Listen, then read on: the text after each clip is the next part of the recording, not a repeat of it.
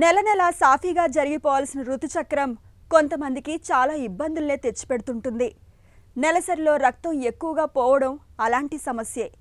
అధిక ఋతుస్రావంతో బాధపడుతున్నప్పుడు ఒంట్లోంచి రక్తం అంతా బయటకు పోతుందా అన్నంత కంగారుగా ఉంటుంది. కారణాలు ఏవైనా నెలసరిలో రక్తం ఎక్కువగా పోవడం అనేది అంతిమంగా రక్తహీనతకు దారితీస్తుంది. రక్తహీనత మూలంగా మరిన్ని సమస్యలు వచ్చి పడుతుంటాయి. ఈ నేపథ్యంలో అధిక ఋతుస్రావంతో బాధపడుతున్నప్పుడు ఆయుర్వేద చికిత్సలు, పరిష్కారాల సాయంతో ఎలా ఉపశమనం పొందవచ్చో ఇప్పుడు తెలుసుకుందాం.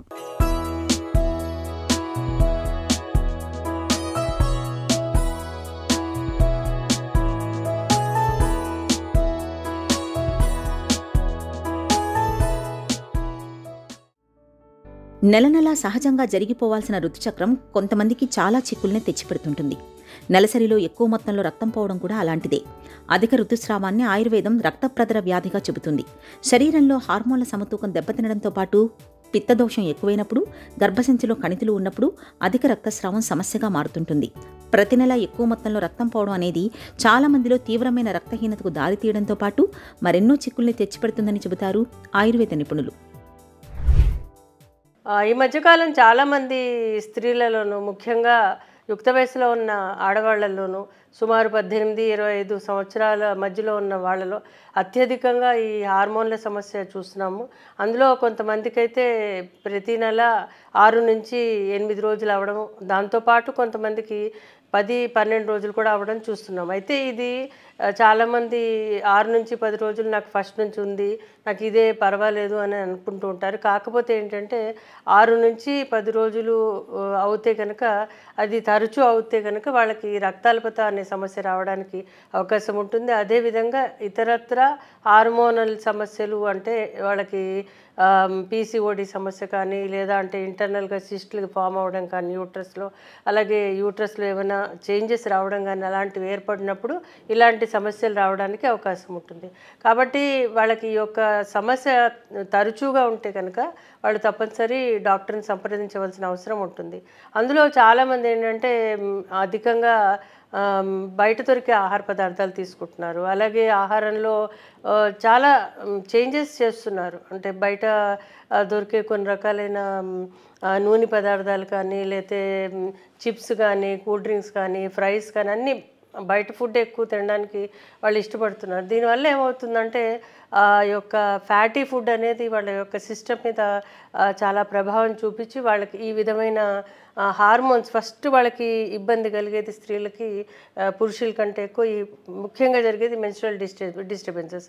అందులో ఇటువంటి డిస్టర్బెన్స్ వస్తే కనుక చాలా కష్టం. ఎందుకంటే వీళ్ళకి దీన్ని మానిటర్ చేసి మళ్ళీ దీన్ని రెగ్యులేట్ చేయడానికి మళ్ళీ ఏవో హార్మోన్స్ మందులు అవి ఇస్తూ ఉంటారు. అప్పుడు మళ్ళీ ఇంకా డిస్టర్బెన్స్ రావడానికి అవకాశం ఉంటుంది. కాబట్టి న్యాచురల్గా మనం నియంత్రణ, అంటే ఆహార నియమాల్లో నియంత్రణ చేసుకుని, అలాగే వ్యాయామం లాంటి తరచూ చేయడం ద్వారా, అలాగే నిద్ర కూడా చాలా ముఖ్యం. నిద్ర లేనప్పుడు కూడా స్ట్రెస్ అనేది పెరిగినప్పుడు హార్మోన్స్ మీద దాని ప్రభావం ఉంటుంది. అప్పుడు కూడా వీళ్ళ యొక్క సిస్టమ్స్ బాగా డిస్టర్బ్ అయ్యి ఆ యొక్క యూట్రస్ లోపల, అలాగే యూట్రస్ బయట కూడా ఏదైతే సైకిల్స్ ఏవైతే ఉన్నాయో, ఏవైతే హార్మోన్స్ దానికి లింక్ అయి ఉన్నాయో అవన్నీ కూడా డిస్టర్బ్ అయ్యి వాళ్ళకి ఈ యొక్క సమస్య రావడానికి అవకాశం ఉంటుంది. ఇదే కాకుండా కొంతమందికి థైరాయిడ్ సమస్య లాంటిది కూడా ఉంటుంది. అప్పుడు కూడా ఈ యొక్క హార్మోనల్ డిస్టర్బెన్స్ వచ్చి ఈ విధమైన డిస్టర్బెన్స్ రావడానికి అవకాశం ఉంటుంది. కొంతమందిలో అయితే రక్తాల్పత బాగా ఏర్పడినప్పుడు కూడా ఈ సమస్య రావడానికి అవకాశం ఉంటుంది. అంటే ఇందులో ముఖ్యంగా వీళ్ళు చూసుకోవాల్సింది ఏంటంటే, ఫస్ట్ రక్త పరీక్షలు చేయించుకొని, హార్మోన్ పరీక్షలు చేసుకొని, అలాగే స్కానింగ్ లాంటివి తీసుకుంటే కనుక దాని యొక్క సమస్య దేనివల్ల వచ్చిందనేది ఒక ఒక ఒక ఒక సైడ్లో మనం దాన్ని రూల్ అవుట్ చేసుకోవాలి.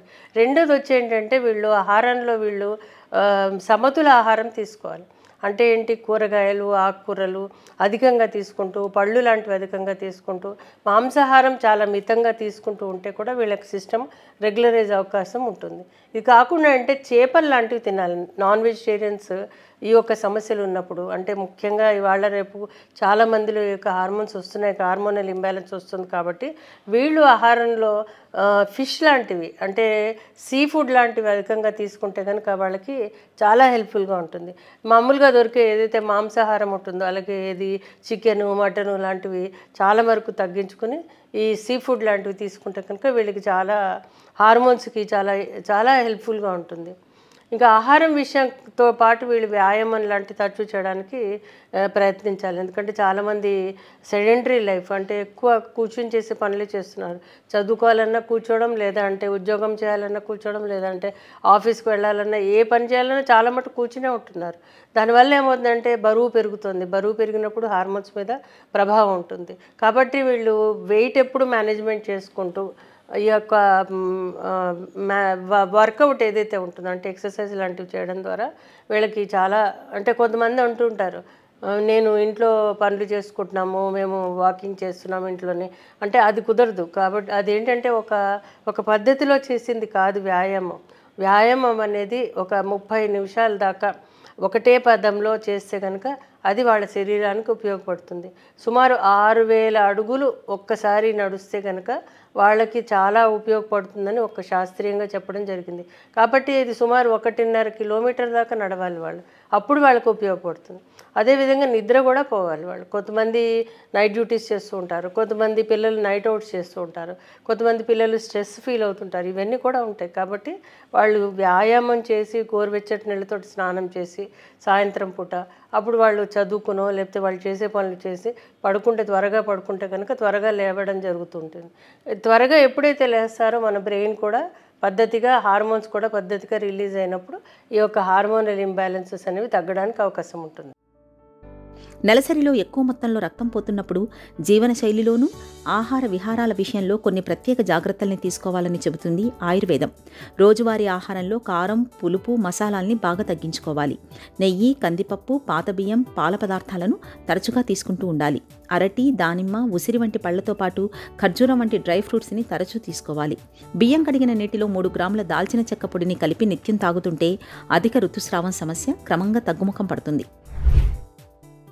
చిట్కాల విషయానికి వచ్చేసరికి ఆముదం వేరు, మామిడి వేరు, నేరేడు వేరు ఇవన్నీ మనకి ఇళ్లలో దొరుకుతూనే ఉంటాయి మన చుట్టుపక్కల. సో ఆ వేళ్ళని తీసుకొచ్చి అంటే సుమారు ఒక్కొక్కటి ఒక 10 గ్రాములు కొంత తీసుకొచ్చి వాటిని దంచి ఆ యొక్క పేస్ట్ ఏదైతే ఉంటుందో ఆ పేస్ట్ పాలల్లో ఉడకపెట్టి ఆ రసం ఏదైతే ఉంటుందో పాలల్లో తయారు చేసిన మిశ్రమం ఏదైతే ఉంటుందో ఆ మిశ్రమాన్ని పొద్దున్న ఒక 30 ml, సాయంత్రం ఒక 30 ml తేనె కానీ పటిక బెల్లం కానీ వేసుకుని పొద్దున్న సాయంత్రం పుచ్చుకుంటే చాలా బాగా పనిచేస్తుంది. ఇది కాకుండా ఏంటంటే సారిబా అంటాం మనం, నన్నారి అనేది, ఇది కూడా చాలా బాగా పనిచేస్తుంది. దీనిని రోజు ఒక 30 ml అంటే పౌడర్ రూపంలో వస్తుంది, వేళ రూపంలో దొరుకుతుంటుంది.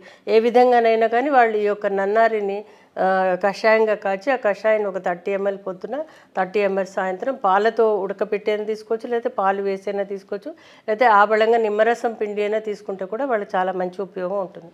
ఇది కాకుండా బియ్యం మనం దంపుడు బియ్యమో లేదా అంటే పొట్టు తీయని బియ్యం ఉంటుంది, ఆ బియ్యంలో ఉండే ఏదైతే గంజి ఉంటుందో ఆ గంజిలో ధనియాల పొడి వేసి ప్రతిరోజు తీసుకుంటే కూడా ఈ యొక్క అధిక ఋతుస్రావం ఏదైతే ఉంటుందో అది తగ్గడానికి అవకాశం ఉంటుంది. ఇది కాకుండా ఏంటంటే దానిమ్మ పట్ట దొరుకుతుంటుంది, అంటే దానిమ్మ చెట్టు ఎక్కడ పడితే అక్కడ మనం పెట్టుకుంటాం, లేకపోతే దొరుకుతుంది కూడా అది.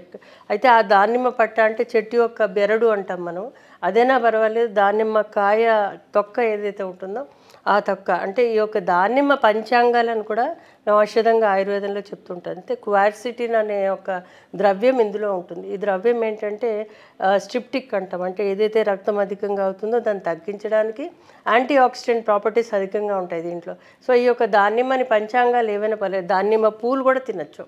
అయితే ఇది మీరు ఆడుతూ పాడుతూ కూడా తినచ్చు, లేదా అంటే కషాయంగా కాచి తినచ్చు. ఈ బెరడుని కూడా కషాయంగా కాచి తీసుకోవచ్చు. ఎలా తీసుకున్నా కానీ ఇది మనం రోజువారీ తినే ఆహార పదార్థమే కాబట్టి దీనికి మనకి ఏ విధమైన రిస్ట్రిక్షన్ ఉండదు.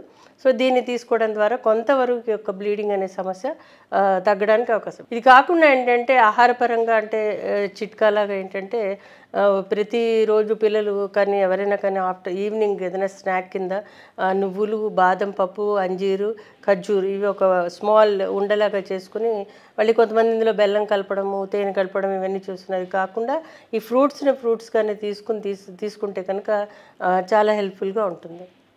ఇక చికిత్సా విషయానికి వచ్చేసరికి ఆయుర్వేదంలో ఏ ఒక్క కారణం చేత వస్తుంది అంటే ఏదైనా పీసీఓడి వల్ల వస్తుందా, సిస్టులు ఫామ్ అయ్యి వస్తుందా, లేదా అంటే వాళ్ళకి హార్మోనల్ ఇంబ్యాలెన్స్ వల్ల వస్తుందా, అంటే ఇతరత్ర వాళ్ళకి సిస్టమిక్గా హార్మోన్స్ డిస్టర్బ్ అయిపోయి వస్తుందా, లేకపోతే కొంతమందికి స్టార్టింగ్ నుంచి కూడా ఇదే ట్రబుల్ ఉంటుంది. అప్పుడు కూడా దాన్ని సెట్ చేయడానికి అవకాశం ఉంటుంది. అయితే ఏదైనా ఉన్నా కానీ దీనికి సరిపడా మందులు ఆయుర్వేదంలో ఉంటాయి. ముఖ్యంగా ఇందులో ఏంటంటే ఉసిరికాయతోటి చేసినది అంటే అమ్లకి రసాయనం అనే ఔషధం ఉంటుంది, త్రిఫల రసాయనం అనే ఔషధం ఉంటుంది, అలాగే ప్రదరాంతక రస్ అనే ఔషధం ఉంటుంది, అలాగే చంద్రకళ రస్ అనే ఔషధం.